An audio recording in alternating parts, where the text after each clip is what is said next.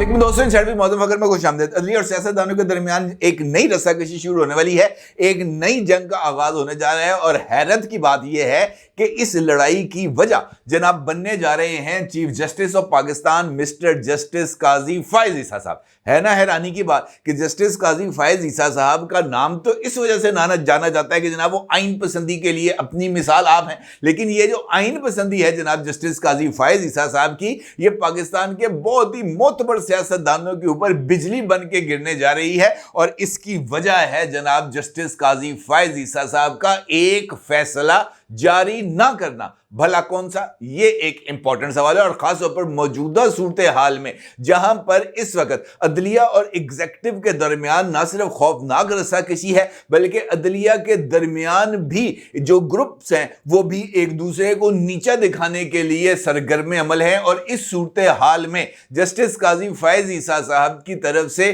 कोई इकदाम ना उठाया जाना खुद उनके लिए भी बहुत ही ज्यादा खतरनाक बन सकता है। कैसे, ये भी एक इंपॉर्टेंट सवाल है। और इन दोनों सवालात पर बात करने से पहले जरूरी है कि पाकिस्तान के एक अहम तरीन सियासी जमात के अहम तरीन सियासी रहनुमा की जो पॉलिसी है उसके ऊपर जरा नजर दौड़ा ली जाए। और अब इस पॉलिसी का खुद उस जमात के जो सरकर्दा अरकान हैं उनकी तरफ से भी आवाजें उठना शुरू हो गई हैं। मेरा इशारा है जनाब मुस्लिम लीग नवाज और मुस्लिम लीग नवाज के सदर जनाब मियां मोहम्मद नवाज शरीफ साहब की तरफ, जो कि एक एंट्री देने के बाद, और वो भी एंट्री उस वक्त आई थी सामने जब उन्होंने मुस्लिम लीग नून की सदारत का मनसब संभाला था, उसके बाद से लेकर अब तक मियां नवाज शरीफ साहब जो चुप के रोजे पर गए हैं जनाब, तो वो रोजे की इफ्तार का टाइम ही नहीं आ रहा, रोजे ही पायन लम्बा हो गया, मुकरते नहीं आ रहे। और इसकी वजह से खुद मुस्लिम लीग नून के अंदर बहुत ही ज्यादा तनकीद के अमल का आगाज हो गया है। बल्कि पाकिस्तान मुस्लिम लीग नून के अहम लीडरान ने कौमी असम्बली के इजलास में खिताब के दौरान भी इस बात का इजहार कर दिया है जनाब कि मुस्लिम लीग नून पॉलिसी के लिए किसकी तरफ देखे, किसकी तरफ जाने, किसकी तरफ इशारा करे कि जनाब आप तो हमें बताएं कि मुस्लिम लीग नून की पॉलिसी क्या है, मुस्लिम लीग नून की खासतौर पर मौजूदा बजट के हवाले से पॉलिसी क्या है, मुस्लिम लीग नून ने कौन सी पॉलिसी लाइन को टो करना है, सियासी मुखालिफों को किस तरीके से जवाब देना है। और सबसे बढ़कर पाकिस्तान पीपल्स पार्टी के हवाले से मुस्लिम लीग नून का कौन सा मौकफ होना चाहिए, मुस्लिम लीग नून की लीडरशिप, हत्ता के वजीर आजम जो है शहबाज शरीफ साहब, उनको भी शायद इस बात का अंदाजा नहीं है कि जनाब हमने कौन सी पॉलिसी लाइन को टो करना है। और इस हवाले से सबसे ज्यादा दिलचस्प सूरत हाल उस वक्त पैदा हुई जब बजट के मौके पर बजट पर बहस का आगाज होता है। और बजट पर बहस के दौरान खुद मुस्लिम लीग नून के अरकान कौमी असम्बली मुस्लिम लीग नून की तरफ से पेश किए जाने वाले बजट पर एतराज करते हुए नजर आते हैं। और वो ये कहते हैं कि जनाब हमने तो सियासत के अंदर जाकर पाकिस्तान के अवाम का मुकदमा पाकिस्तान की पार्लियामान में पेश करना है। और मौजूदा हालात जहां पर पाकिस्तान के अवाम ऑलरेडी बहुत ही ज्यादा माशी दबाव का शिकार हैं, उनके ऊपर जिस तरीके से महंगाई का बम फोड़ा जा रहा है और जिस तरीके से टैक्सों का अंबार लगाया जा रहा है, यह सूरत हाल किसी भी तौर पर ना काबिल कबूल है। और ना ही इस सूरत हाल में हम अपने हलकों में जाकर पाकिस्तान तहरीक इंसाफ तो क्या खुद अपने वोटर और सपोर्टर को मुंह दिखाने के लायक नहीं रह गए। बेहतर यह है कि इस हवाले से हमें कोई लाहे अमल का तयन करना चाहिए। हत्ता के एक अहम तरीन रुकने असम्बली ने इजलास के दौरान खिताब करते हुए नवाज शरीफ साहब के ऊपर भी एतराज उठा दिया, ये कहते हुए कि जनाब नवाज शरीफ साहब इजलास में आते नहीं है, नवाज शरीफ साहब लाहौर में बैठते नहीं है, नवाज शरीफ साहब मॉडल टाउन में जाते नहीं है। क्या हम जो है वो जनूबी पंजाब से उठकर मरी जाएंगे नवाज शरीफ साहब से मुलाकात करने के लिए? और मरी अगर पहुंच भी गए तो इस बात का भी कोई इम्कान नहीं है कि नवाज शरीफ साहब हमें मुलाकात का शर्फ बख्शें। और खासतौर पर ईद के दिनों में नवाज शरीफ साहब ने भी जिस तरीके से सोशल बाइकआउट किए रखा है, इसके ऊपर भी बहुत ही ज्यादा एतराजात सामने आ रहे हैं। और मुस्लिम लीग नून के लिए यह वाली सिचुएशन ज्यादा खराब होती हुई चली जा रही है। इस हवाले से मुस्लिम लीग नून के एक अहम तरीन रहनुमा से मेरी बात हुई तो उनका यह कहना है कि नवाज शरीफ साहब कुछ ज्यादा इंटरेक्शन माजी में भी उनकी तरफ से नहीं सामने आती थी, अब भी उनकी तरफ से सामने नहीं आती। अलबत्ता उन्होंने इस बात का इंकशाफ किया कि नवाज शरीफ साहब अनकरीब जो है वो मेरा ख्याल है शायद आज वो किसी भी लम्हे इस्लामाबाद मुंतकिल हो जाएंगे, मरी से इस्लामाबाद आ जाएंगे और उनके लिए पंजाब हाउस के अंदर जो उनका एक हॉल है उसको मुख्तस कर दिया गया है। नवाज शरीफ साहब पंजाब हाउस के अंदर विराजमान होंगे और वहां पर बैठकर मुख्तलिफ अरकान कौमी असम्बली के साथ मुलाकातें करेंगे। लेकिन इसके ऊपर भी मुख्तलिफ लोगों का यह मानना है कि नवाज शरीफ साहब सिर्फ चुनिंदा लोगों के साथ ही मुलाकात करते हैं और यह उनके लिए एक बहुत बड़ा सेटबैक है। और खास तौर पर वो फैसला जिसका जिक्र मैंने आपसे गुफ्तगू के आगाज में किया था, इस सूरत हाल में मुस्लिम लीग नून की लीडरशिप की तरफ से खामोशी खुद मुस्लिम लीग नून के लिए ही बहुत ज्यादा खतरे का सबब बन सकती है। वो फैसला जिसका मैंने गुफ्तगू के आगाज में जिक्र किया था कि जस्टिस काजी फायज ईसा साहब का फैसला भारी पड़ गया है, उसके नतायज अब मुस्लिम लीग नून को भुगतने पड़ेंगे। मामला है इलेक्शन ट्रिब्यूनल्स के केस का, जिस पर 2 रुकनी बेंच जिसको हेड कर रहे थे जस्टिस काजी फायज ईसा साहब और उसके अंदर जनाब नईम साहब, जस्टिस नईम साहब भी मौजूद थे। उस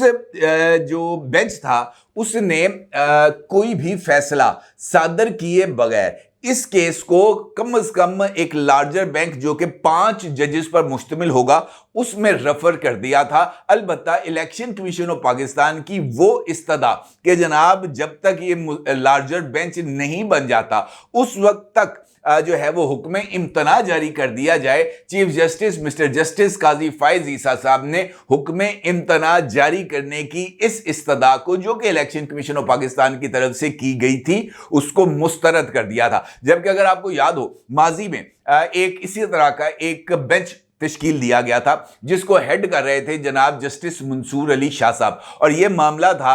मखसूस नशिस्तों के हवाले से, और मखसूस नशिस्तों के हवाले से पेशावर हाई कोर्ट और इलेक्शन कमीशन ऑफ पाकिस्तान की जजमेंट्स को चैलेंज किया गया था सुप्रीम कोर्ट ऑफ पाकिस्तान। और इस केस में जस्टिस मंसूर अली शाह साहब की सरबराही में कायम बेंच ने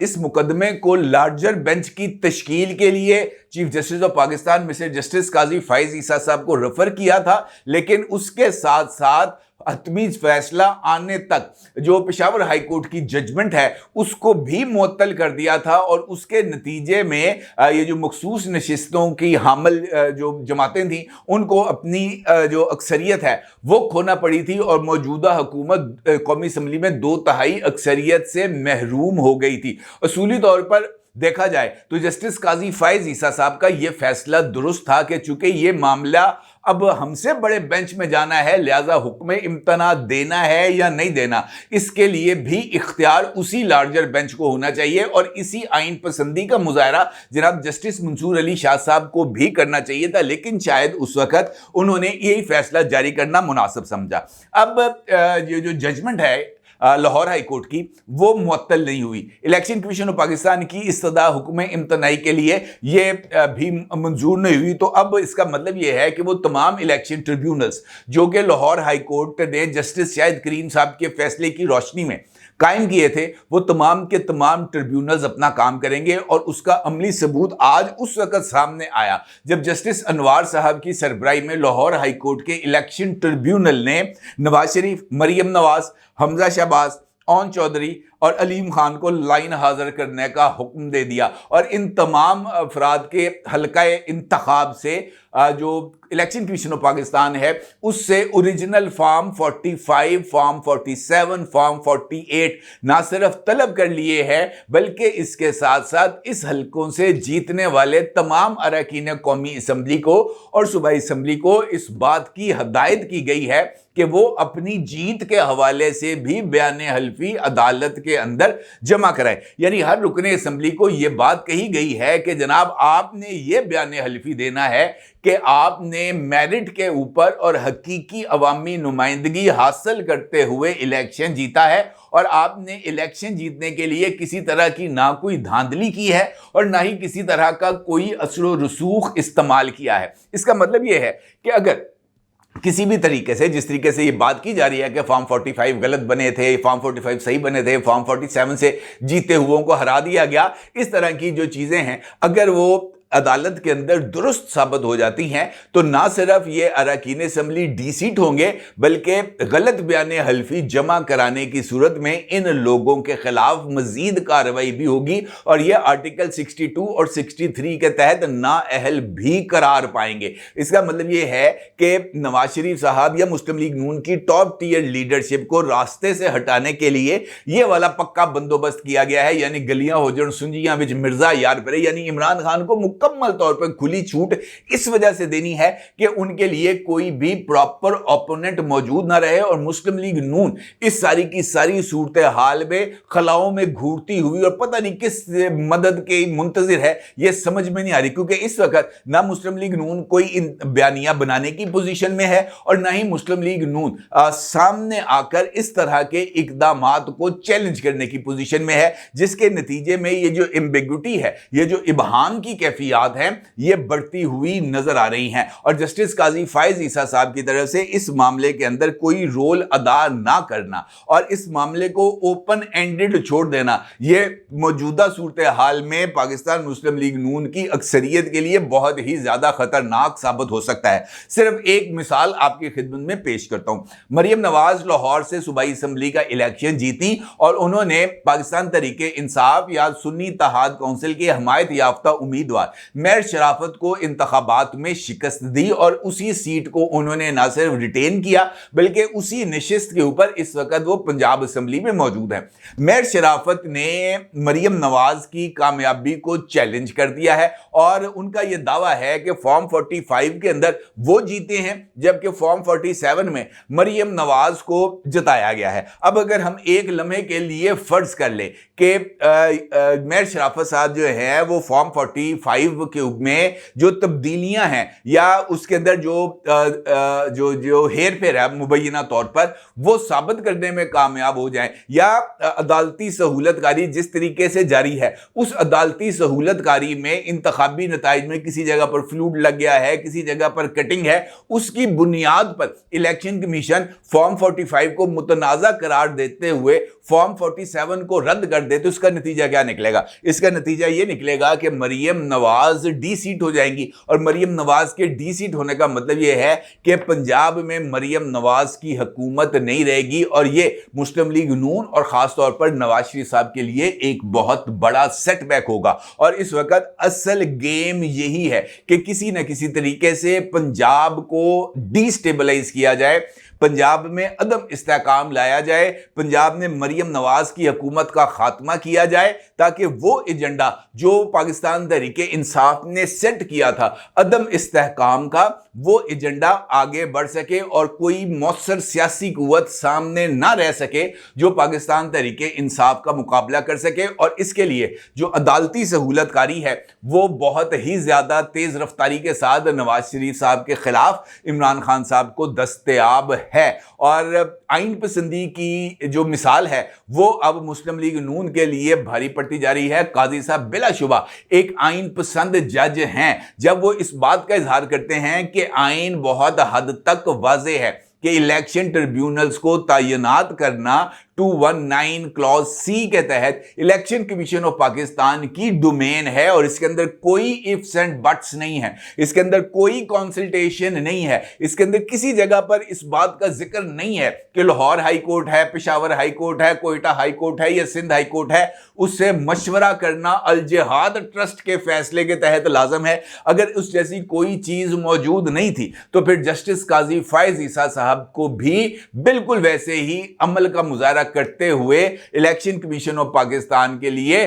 لاہور ہائی کورٹ کے اس فیصلے کو سسپینڈ کرتے ہوئے اس معاملے کی تشریح کو لارجر بینچ کے طرف بھیجنا چاہیے تھا، لیکن چونکہ ایسا نہیں ہوا تو پھر اب اس کا نتیجہ تو بھگتنا پڑے گا، لیکن اس کے نتائج کا فائدہ کسی اور کو نہیں بلکہ انتشار پسندوں کو ہوگا اور یہ جو انتشار پھیلانے والے ہیں وہ اس سے نہ صرف فائدہ اٹھائیں گے بلکہ مسلم لیگ نون کی خاموشی مسلم لیگ نون کے لیے ایک ایسا سیٹ بیک بننے جا رہی ہے۔ نواز شریف صاحب کی خاموشی خود مسلم لیگ نواز کے لیے ایک ایسا